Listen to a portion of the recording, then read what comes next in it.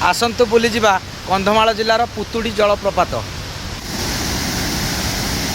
जय जगन्नाथ। बर्तमान समय 11:30 मु बाहरली कंधमाल डिस्ट्रिक्ट को बुलिया पाखापाखि मत 100 किलोमीटर बाइक ट्रावेलिंग करिवार थिला। कंधमाल को सिना बुलिया बाहरी आसली किंतु कौ जगह को प्रथमे जीवी जानि नथिली। बाटरे आसला बेले किछि लोकल लोक को पचारथिली कोनोसी टूरिस्ट प्लेस ए पाखापाखि अछि कि किछि सजेशन देले पुतुड़ी वाटरफॉल। तांको पाखरु सजेशन नेली पुतुड़ी वाटरफॉल को बाइक पूरा पूरी जाउची ना किछि ट्रेकिंग करबा को पड़ियो काहेकि ना ट्रेकिंग करिया पई आज मोर समय नथिला। ऑलरेडी फुलबाणी पाखापाखि पहुंचला बेले को 2:30 हो जाइतिला। फुलबाणी रु पुतुड़ी वाटरफॉल मात्र 15 किलोमीटर दूर रे पाखापाखि 6 किलोमीटर रास्ता आपन को पहाड़िया रास्ता रे जीवा को पड़ियो आउ सावधान हे गाड़ी चलेबा को पड़ियो। भाई कंधमाल गोटे जिला देखिली खाली घाटी रास्ता आगो को नुवा वर्ष आउची ए जगह प्रबल भिड़ हबो। वन वे रास्ता ए जलप्रपात आसिया पई 5-10 किलोमीटर उभय पटरु जदी गाड़ी आसला ताले फसी जिवे सेति पई सतर्क अवलंबन करिवे।